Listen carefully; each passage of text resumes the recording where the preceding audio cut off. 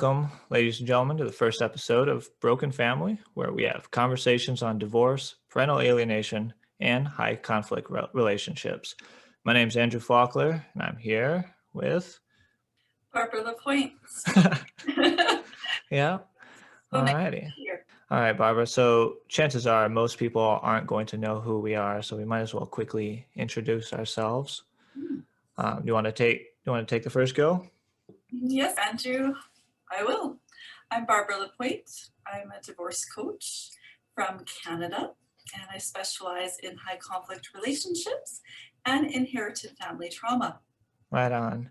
My name's Andrew Folkler. I was born in the United States, but I had the pleasure of studying overseas in Singapore and completing my education there. When I came back to the United States due to some family conflicts, I later became more known as a public speaker in the parental alienation field, which happens to actually be the topic of conversation for today. So, without further ado, I'll just jump right into it. Parental alienation was coined in 1985 by Dr. Richard Gardner.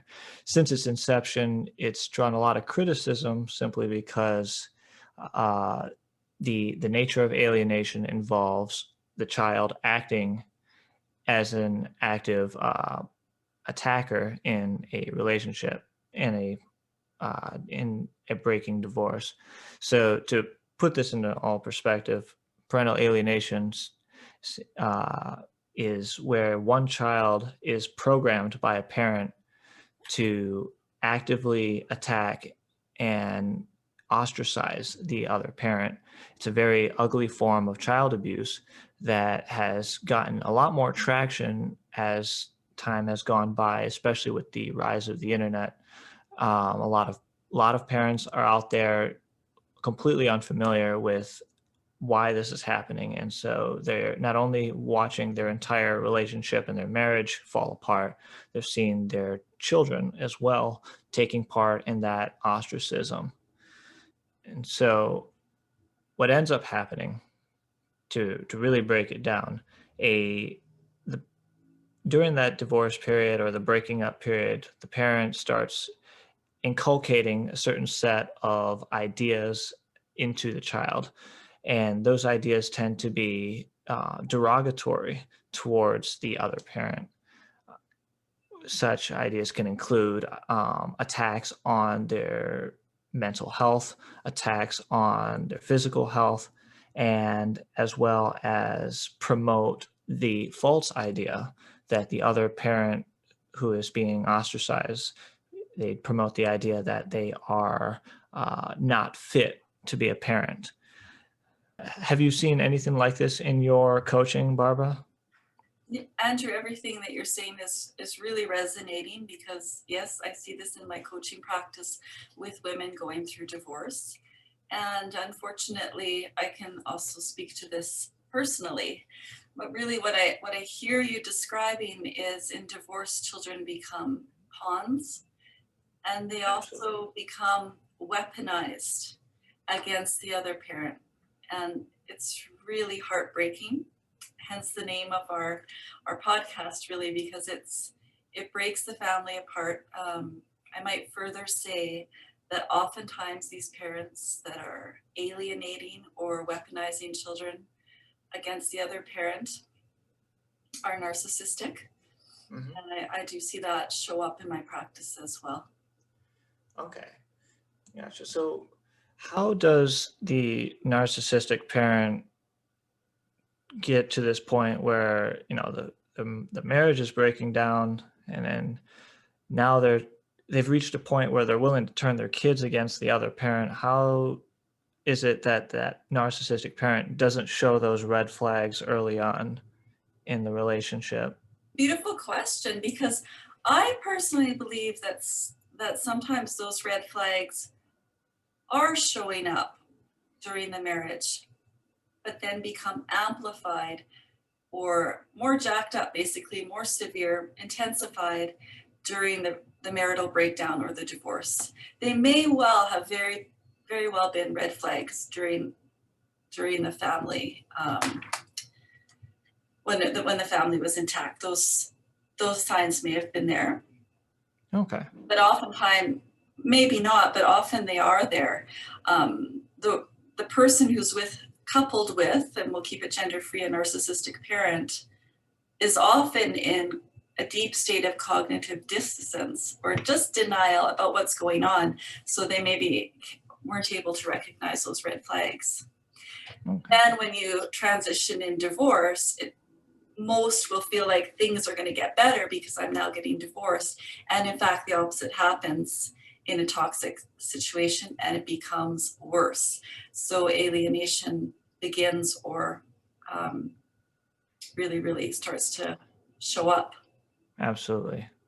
Absolutely. And in my experience, how that manifests is the narcissistic parent or the alienating parent, um, they employ a certain set of strategies against the child and against the ostracized parent. And one of the first things they do is they uh, integrate some sort of distance between the child and the parent. Usually, physical distance works the best. And so what they do is they start looking at moving farther away from the other parent so that there's a physical distant barrier between the child and the parent. Um, but then they also create emotional distance as well. And so this can be done through a few things. One, minimizing the time with the estranged parent. So one of the things that you might see is the alienating parent tries to find activities that are fun for the child during the actual visitation hours of the other parent. Maybe they'll enroll them into sports or other school after school activities, and then now that parent comes in for their visitation, only to find out that they have to choose between the kid going out and going for soccer practice or football practice, or taking them out of that and for their required visitation. So overall, it becomes this emotional conundrum for the estranged parent simply because they're being they're being manipulated in order to create more emotional distance with the child. I hear what you're saying, Andrew, and one of the reasons why I love talking with you is that we can have these rigorous conversations, a very robust conversation, even when we're in a deep flow of conversation around very serious topics like parental Mhm. alienation. So that behavior you're describing of distance, um, going for lessons during the other parent's time, I think it becomes a problem because just of the lack of love that's going on. I might pose the question, why can't we all get together and go to soccer? But there's such a conflict at the heart of it that becomes not possible. Um, and I think that's the deeper underlying issue. How do you feel? It absolutely is, because even if the other parent, the parent that's being ostracized, even if they tried to come with an olive branch, the alienating parent will find ways to stir up trouble. And part of that emotional distance is reaffirming to the child later on that all that drama that was created was the blame is pushed onto the estranged parent. And so that child starts to associate in their heads that that parent is trouble. And what ends up happening is over time, that child keeps building that association until the point where, when asked, do you want to spend time with that other parent? They're like, well, other parent means trouble. So absolutely not. I don't want to get in trouble. I don't want to go through drama. My life is already a lot of drama. Why would I want to add more to it? And so that becomes the rationale in their minds. Well, I agree with what you're saying, and basically, and you referenced this earlier, is it happens sort of bit by bit. It just doesn't happen all at once. So it's sort of indoctrinated or integrated into the psyche or the spirit of the child over time. And the outcome is exactly what you're saying, where the child would say, no, I don't want to go to see mom or dad. Whereas we might postulate that every child wants to see their mother or father. Absolutely. I mean, within every child wants their parents to get along and wants to have a solid and happier family. Even the ones that undergo a great deal of trauma in their lives, it's a wish that gets locked in the deepest parts of our minds. Growing up, when I was experiencing something like this, I remember periodically wishing for a more uh, whole family, if that makes sense. Simply because there's always the sense that um, things would be better if everyone got along. I mean, you're raised to believe that we need to get along, we need to work together, we need to love and support each other, and yet the people that tell us this are obviously the adults that are not standing by what they're preaching. Um, and so at the end of the day, where everyone is half of both parents, and so not having that half of you be okay with in your world, not believing the that half of you is trouble, that half of you is a unlikable, shadow of your past that you want to hide away from, that gets redirected inward constantly, and you can't really navigate through it. You can't really grow past it because it's this constant sense of personal degradation, if that makes sense. Absolutely. And just to deepen and expand on what you're saying, it was actually Bert Ellinger, a famous psychotherapist, who said that the child is each 50% of each parent. Hmm. So, and that's beautiful when you really just pause to think about it. So if you remove 50% of your child by erasing dad or eliminating mom, that child then grows up fractured and will Absolutely. always be, yeah, you feel it, always be longing to bring that fractured part back to their core self. So I guess that's why we're both so passionate about this issue. Definitely, definitely. And unfortunately, this is a very widespread phenomenon that goes across most of the Western world, at least from what I've understand, and even across other parts of the world as well, where I've I've had the opportunity to talk to parents from India who had their children uh, taken from them, to the point where some parents went to other countries, for example. Had the opportunity to network with people in Singapore as well, where I used to stay. And I've also talked to a lot of people in the West. It's a really ugly thing that's just becoming more and more common, simply because as parents are breaking up, they're taking all that anger and anguish from the broken relationship and they're projecting it outward, not only to the other parent, but onto the child as well. Yeah, and then broken family really becomes broken child. Absolutely. And then broken child becomes broken adult. And that's where we get this cycle of generational trauma. And when does it end? As you know, Andrew, I've spoken to many, many women across North America. And like you, I recall one woman saying that when she divorced, she was living in Asia. And she woke up and her husband had taken her daughter's passport and flew her daughter out of the country. And I just couldn't even imagine what she went through at that moment in her divorce process. She actually had to relocate to Canada to find her daughter. So it is so much more widespread than we even realize. I wish actually we had some quotes, but it's a monumental societal issue. Yeah, absolutely.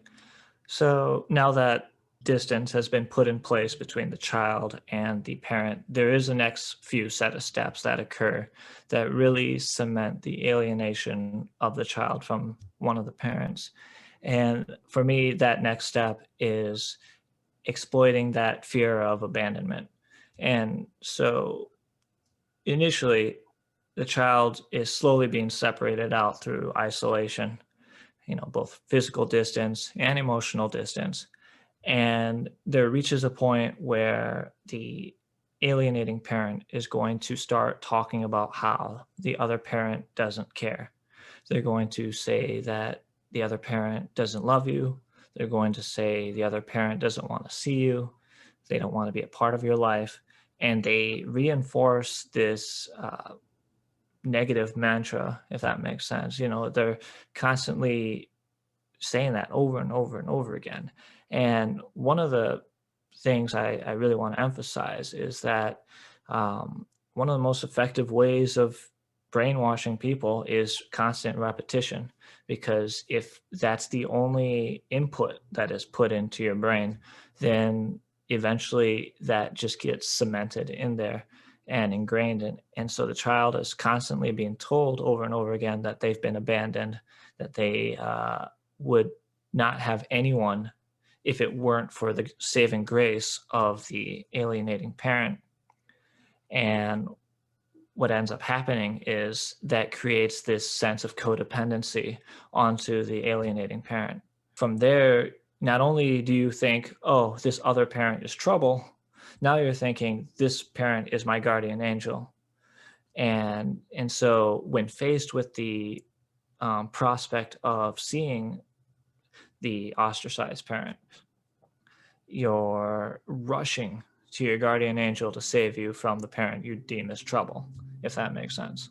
It does. I mean, unfortunately, the child, first of all, doesn't have a choice, um, and is forced into a position where they unconsciously have to merge with one parent. And if something's going on, like what you're explaining, a scenario where they're saying, one parent is saying, your other parent doesn't love you, then how can we survive without love?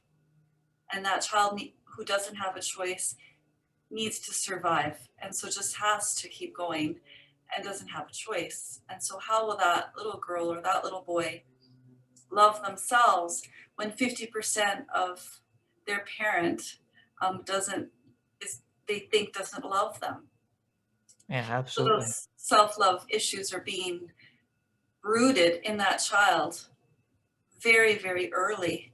And maybe that's why some describe parental alienation, as you did, as abuse, because of those early Mhm. seeds of um, lack of self-love. It's a very unloving form of abuse.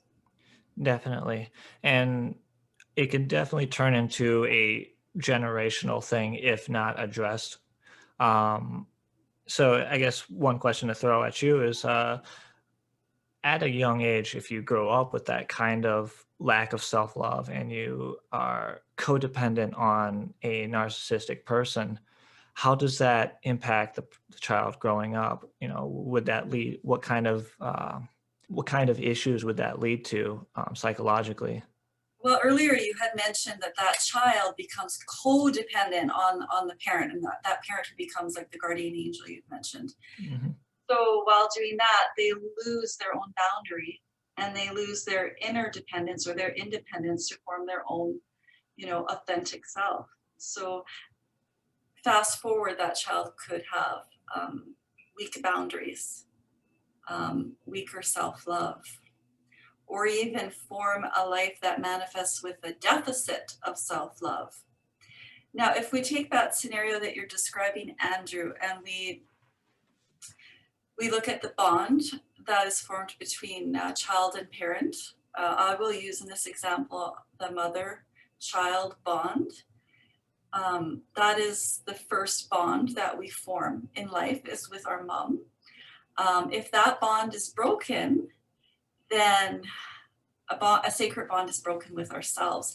And we literally end up walking through the world as we grow up, um, looking for something, searching for something, because our early attachment bond was broken with our mom. It's the most important bond that we start our life on this planet with. So it's an example of an early trauma that manifests in a wounded soul. Absolutely. And I could say that from experience too, having spent a good portion of my life alienated from my biological mother. I spent a great amount of time feeling frustrated and wanting to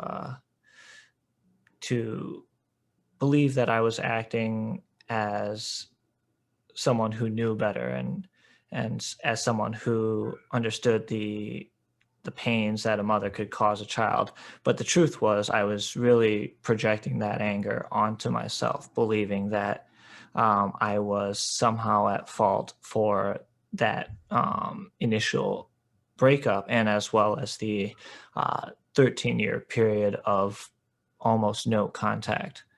It wasn't until I took the time to actually try and build a relationship on my own terms with my own set of boundaries with my mother that I was able to really understand what else was going on behind the scenes that as a child I was completely unaware of.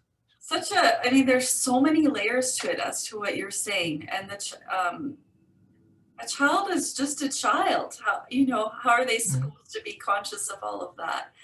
But it, Definitely. And for that reason, that's why in the past, when parental alienation was first thought of as a concept, it was criticized so much simply because nobody would believe that a child would act as an active participant in the divorce. Rather, they thought, a child would not be able to make those decisions, that a child would not be so programmable to the point where they would become an agent of the narcissistic parent rather than just as a innocent victim on the wayside.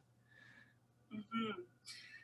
I mean, well, first of all, I think we all acknowledge that a child will always choose their parent, even if it's an abusive parent. Hmm. And second of all, we probably can all agree that a child will unconsciously identify or merge with one of their parents in a toxic situation. And third of all, we can acknowledge likely that children are going to act out what is unresolved between their parents. Yeah, absolutely.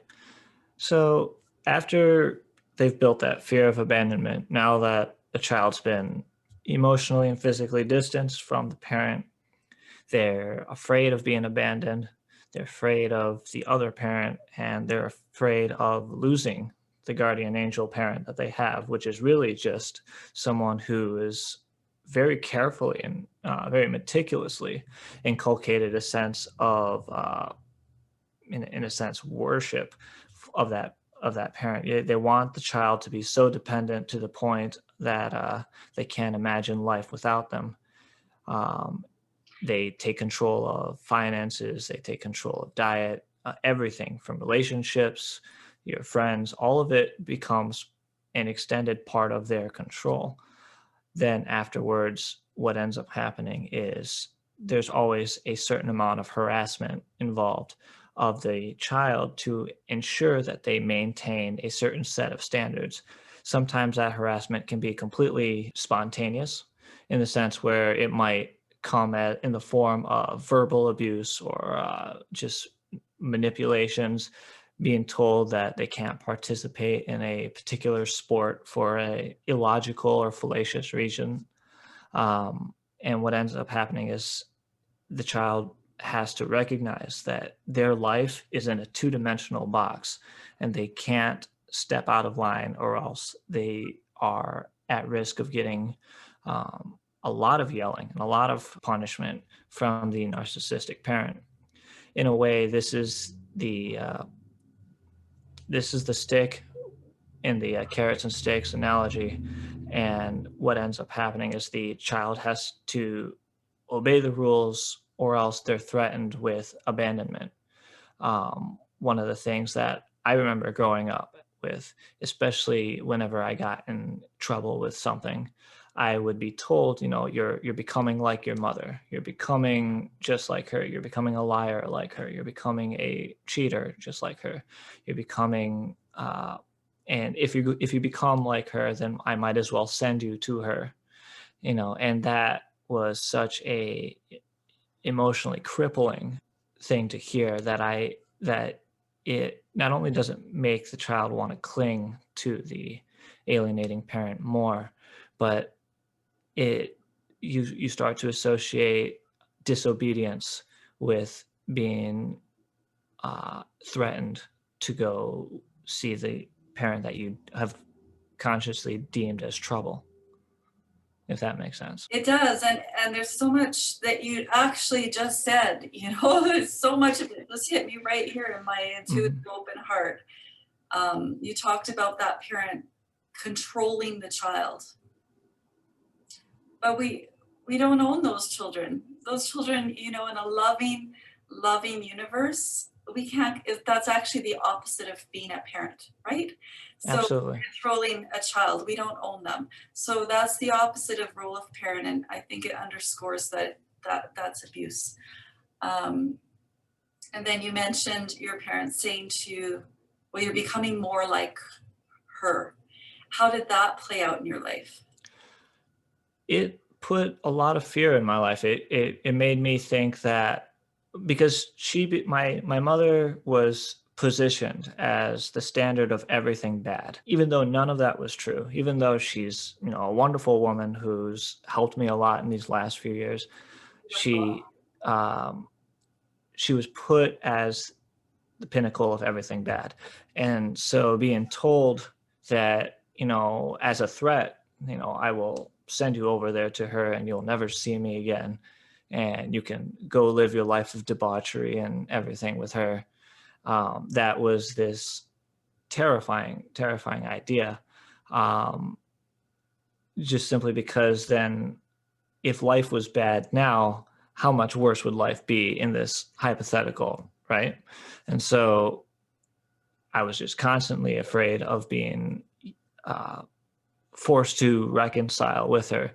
And part of that is also the participation in the alienation. As a child, you're told what to say, you're told how to interact with that other parent. And so naturally, the boundaries of being a nasty kid get lifted for that parent. And so I know what I've said to her. I know how I've treated her in the past, and now I have to go and see her. That there's some sort of reconciliation that I would have to come to terms with if I. And so knowing that, um, both being afraid of going to her as well as being afraid of owning up to all the things I've said to her in the past, it creates this very mixed emotion of fear and guilt. And those live inside your body. All that Oh, and fear it and eats guilt. away at you. Yes. Mm. That's more or less how that affected me. As far as addressing that growing up, it wasn't until you take that first step and you go out and you see the parent that you've been estranged from, and you take the time to build a relationship with them, does that uh, does that fear in your gut just slowly subside. And from there, at least you'll be able to then actually make huge amounts of progress within yourself and with your relationship with the other parent. The thing is, it's taking that first step. That's always the scariest part of the whole thing, is taking that first step and recognizing that they're only human. Maybe, whether they made mistakes in the divorce or not, maybe they are, or maybe they made mistakes trying to reach out and build their relationship with you. That doesn't matter. They're only human, and they're trying to have a parent-child relationship with you. And so reaching that point of understanding, it's a very scary place to be in. And it doesn't get any better until you really dive right into it. Yeah, well, just to back up a little bit and touch on what you said when a scenario is created where that parent is bad, Hmm. um, you know, that is an example of a personality or a human personality, um, which is often a high conflict personality. Hmm. And those personalities operate in extremes, so bad and good, bad parent, good parent. And those extremes break down what psychotherapist Bert Ellinger called the orders of love in a family. But on Okay. so how do you get those love flowing again? When one child has been indoctrinated or told, and sometimes it doesn't even have to be languaging.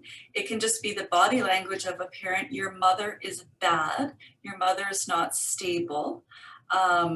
Your mother is, whatever it is. How do you reverse that? That huge wall that Mhm. built between mother and child.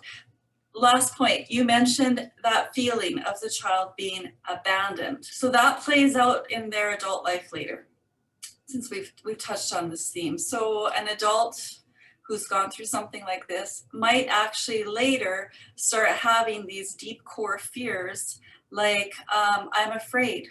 Okay, and we dig a little bit deeper through constellation family practice, down, down, down to their core fear, through a process called the basic core language approach. So we identify the client's core language, and then as we dig down, their core fear might be, I feel like someone's going to leave me. I feel like I'm going to be abandoned. And now imagine walking through your entire life feeling as an adult in your interpersonal relationships like that you're going to be abandoned by your love partner, by whomever you're intimate with, just abandoning oneself, even.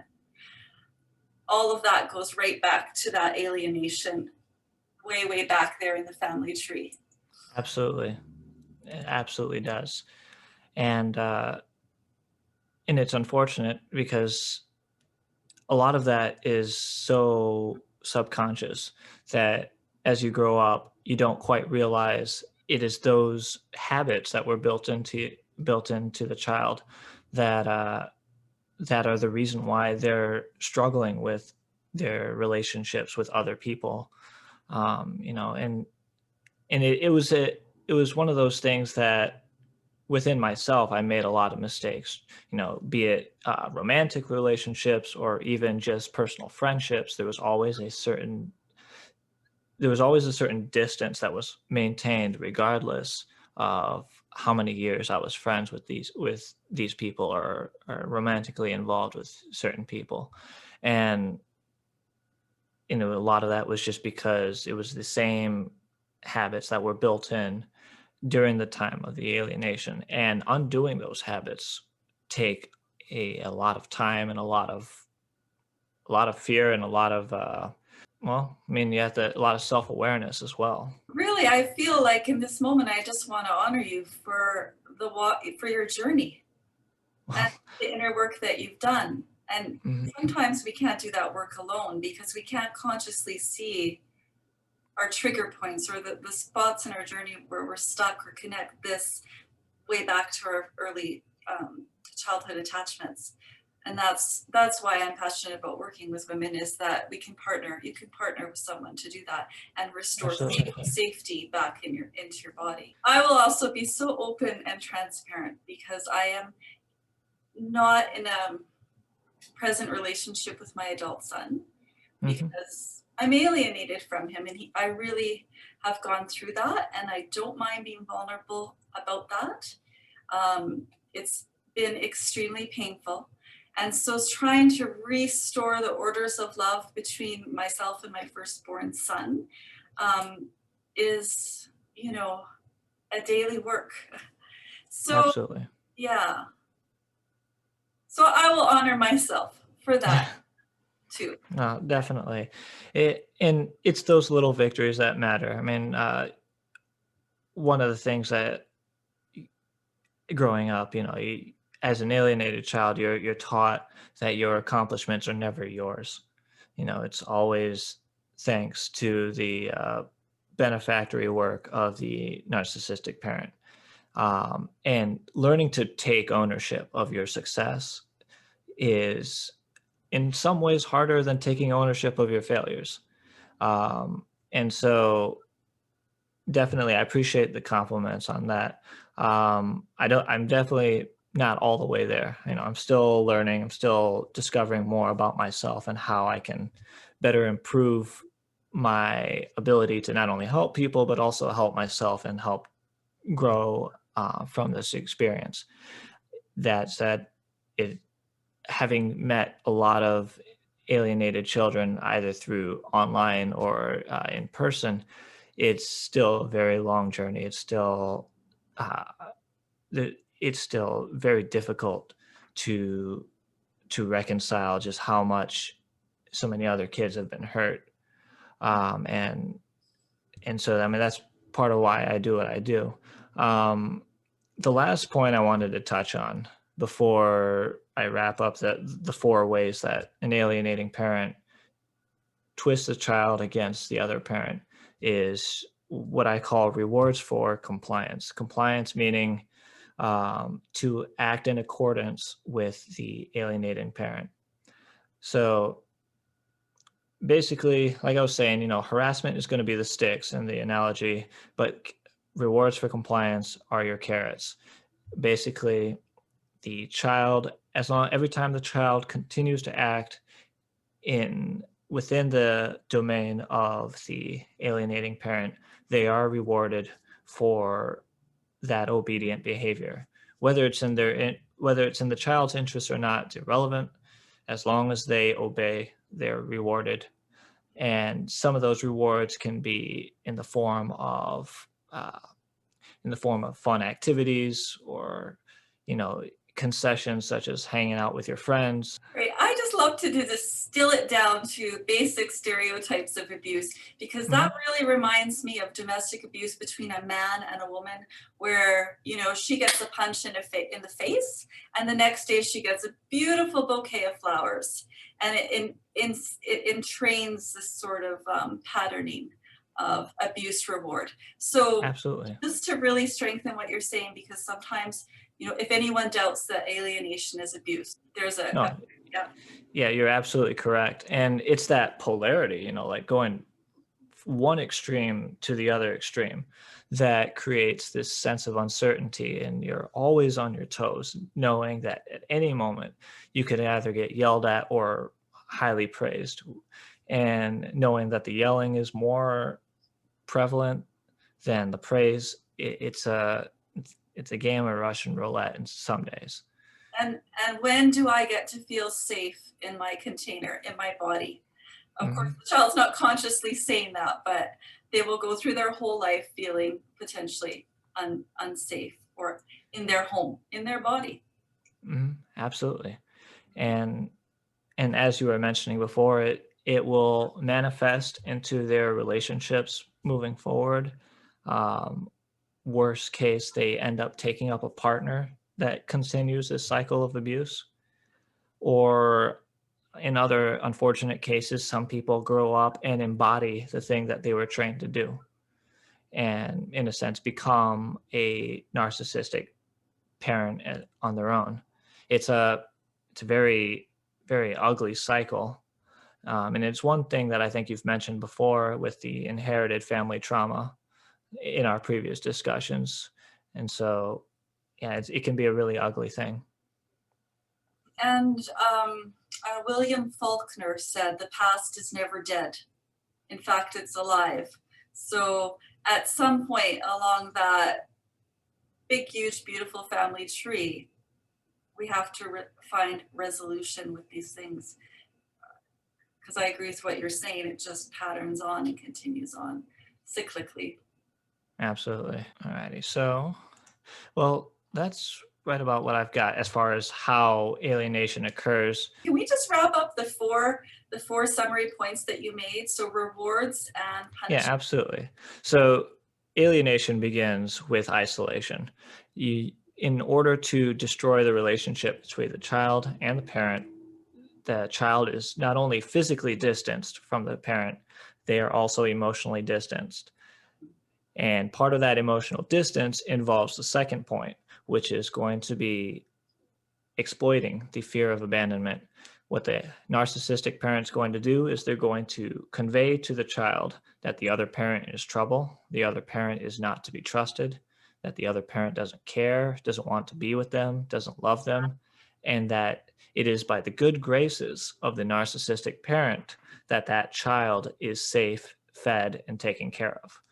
And so, what this ends up doing is it creates a sense of codependency on the narcissistic parent. And the narcissistic parent has total control of the child and, in a sense, puts them in a two-dimensional box. Their lives are in complete control by the narcissistic parent. Anytime the child steps out of line, be it teenage hormones or a sense of rebellion or just not knowing better, that's when the third point comes in, which is just harassment. The child will be yelled at, they'll be hurt, they'll be in some cases physically beaten. And what ends up happening is the child is taught through these forms of punishment that stepping out of line comes at a high price. There might even be threats exploiting that fear of abandonment that the child might be sent to the alienating parent, to the estranged parent, excuse me. From there, the child has to learn to either follow the rules and obey, or they get a lot of punishment. And so from there, once they start acting in line, once they follow everything to a T and they act in ways that make the narcissistic parent look good, that's when they get rewarded for their compliance. That's a great summary, and it really brings everything together on this topic of parental alienation. Yeah, definitely. I wish they made it a word that was easier to say and more marketable, but unfortunately we're kind of stuck with parental alienation. Me too, like narcissistic. That's a hard Yeah, one also to say. yeah, There's definitely. just to finish off on that beautiful summary that you just gave. All of that is just too big to put on a child's shoulders. So I didn't know I was going to be referencing Bert Ellinger, who did family constellation work so deeply today, and I have. But he said that the child is little and the adult is big, and so that's way too much, of course, for a child to take on, for a child to handle or absorb. Absolutely. And And they just don't quite have the emotional intelligence to really understand what are the larger forces at play here. We look to our parents as examples of what the world should be like. And unfortunately, not everyone gets a good example. true. So that's just kind of how that goes. I mean, as far as what to do if you know you're in a situation where you're being alienated from your child, well, a couple things I want to kind of quickly shout out. That way, if you're listening and you know this is happening to you or this has been happening to you, you have a few action items to move forward. First thing I would do is look at what kind of resources do you have available. I would definitely look into research. Either watching films on either alienation or divorce in general, or reading books. A couple that I would recommend would be the Erasing Family film, which is available on the Tubi website. I think it's www.tubi.com. Absolutely. And then another great book to look at would be Divorce Poison by Dr. Warshak. Um, and also look into building a support network for yourself. There's a lot that I did not cover so far in parental alienation that we can cover in future videos, and we'll also talk more as well as in regards to how to address the situation, what things not to do, and as well as explain more on the psyche of the alienated child. So we definitely have a lot planned, a lot of guest speakers for future episodes, and from there we'll be able to paint a more clearer picture on how to address this, as well as other things in divorce and high conflict relationships. Is there anything else that you wanted to add, Barbara? All of that sounded Absolutely perfect to me. So, Andrew, with respect to our podcast, Broken Family, the upcoming amazing guests that we have planned, we also had spoken in depth about, I think you and I really want this to be solution orientated and clear, but clearing a path forward to healing for anyone who might be watching. Absolutely. I think that was really an important core value when we decided to get together and collaborate on this podcast.